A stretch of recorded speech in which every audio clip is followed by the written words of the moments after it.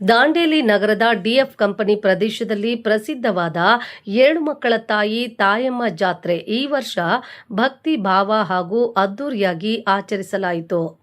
ಈ ಜಾತ್ರೆಯಲ್ಲಿ ದಾಂಡೇಲಿಯ ವಿವಿಧ ಭಾಗಗಳಿಂದ ಸಾವಿರಾರು ಭಕ್ತರು ಆಗಮಿಸಿ ದೇವಿಯ ದರ್ಶನ ಪಡೆದುಕೊಂಡರು. ಬೆಳಗ್ಗಿನಿಂದಲೇ ಪೂಜೆ, ಅರ್ಚನೆ, ಹೋಮ, ಹವನಗಳು ನೆರವೇರಿದ್ದು ಭಕ್ತರ ನಂಬಿಕೆ ಮತ್ತು ಭಾವನೆಗಳು ಕಂಗೊಳಿಸುತ್ತಿದ್ದವು.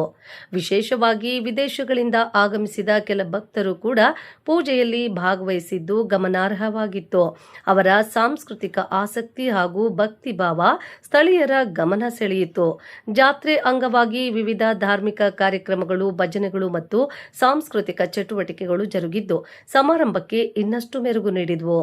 ಸ್ಥಳೀಯರು ಹಾಗೂ ಆಯೋಜಕರು ಉತ್ತಮ ವ್ಯವಸ್ಥೆಗಳನ್ನು ಮಾಡಿದ್ದು ಭಕ್ತರಿಗೆ ಯಾವುದೇ ತೊಂದರೆ ಆಗದಂತೆ ನೋಡಿಕೊಂಡರು.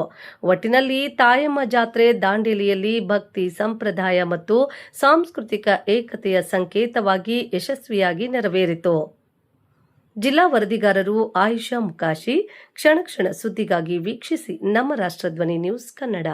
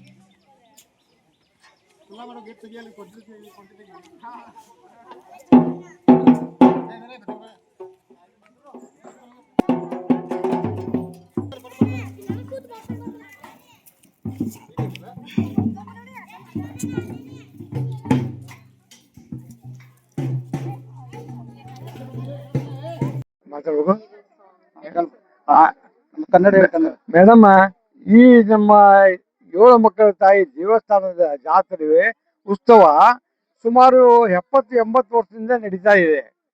ಇಲ್ಲಿ ಎಲ್ಲ ಜನ ಭಕ್ತಾದಿಗಳು ಈ ದಾಂಡೇಲಿ DFA ಕಂಪ್ನಿಯೊಳಗೆ ಕೆಲಸ ಮಾಡುವಂತ ಅವ್ರ ಮಕ್ಕಳು, ಅವ್ರ ಮನೆತನದವರು ಮತ್ತು ಹೊರಗಿನವರು ಎಲ್ಲರೂ ಕೂಡಿಕೊಂಡು ಎಲ್ಲಾ ಜಾತಿಯ ಜನರು ಕೂಡಿಕೊಂಡು ಮಾಡುವಂತ ಈ ಜಾತ್ರೆ ಇಲ್ಲಿ ಅನ್ನ ಪ್ರಸಾದ ಕೂಡ ನಡೀತಾ ಇದೆ. ಸುಮಾರು ಈಗಿನ ಜನರೇಷನ್, ಈಗಿನ ಮಕ್ಕಳು ಅದನ್ನು ಒಳ್ಳೆಯ ರೀತಿಯಿಂದ ಬೆಳೆಸ್ಕೊಂತ ಬಂದು ಇವತ್ತು ಒಳ್ಳೆ ಸ್ಥಾನಕ್ಕೆ ಈ ಈ ತಾಯಿ ಜಾತ್ರೆಯನ್ನು ಮಾಡ್ತಾ ಇದ್ದಾರೆ. ಒಳ್ಳೆ ಖುಷಿಯಿಂದ ಪ್ರತಿ ವರ್ಷ ತಪ್ಪದೆ ಯುಗಾದಿ ಅಮಾವಾಸ್ಯೆಗೆ ಜಾತ್ರೆ ನಡೀತಾ ಇರ್ತದೆ. ಎಲ್ಲಾ ಜನ ಇದೇ ವರ್ಷ ಹೆಚ್ಚಿಗೆ ಆಗ್ತಾ ಇದೆ. ಜನರು ಬಹಳ ಎಲ್ಲ ಅವ್ರು ಬೇಡಿಕೊಂಡಂತ ಏನೋ ಒಂದು ಆಸೆ ಆಕಾಂಕ್ಷೆಗಳು ಅವರಿಗೆ ಏನೋ ಒಂದು ಇದು ಅವ್ರಿಗೆ ಲಭ್ಯವಾಗ್ತಾ ಇದ್ದಾವೆ. ಅದಕ್ಕೆ ಜನ ಹೆಚ್ಚಿಗೆ ಬರ್ತಾ ಇದ್ದಾರೆ. ಇದಕ್ಕೆಲ್ಲ ತಾಯಿ ಆಶೀರ್ವಾದ ಇರಬೇಕು.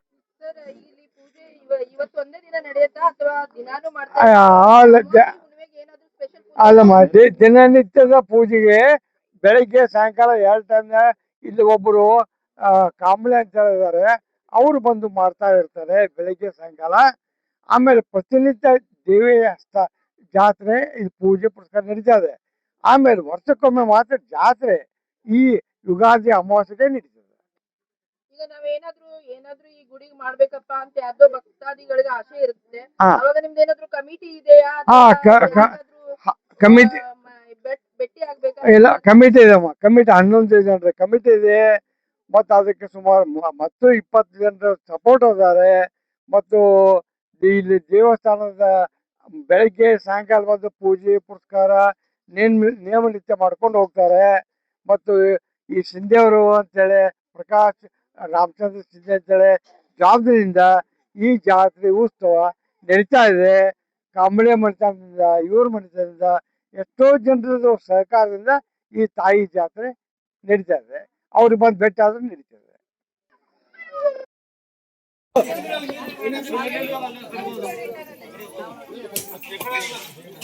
ಹರ್ಷ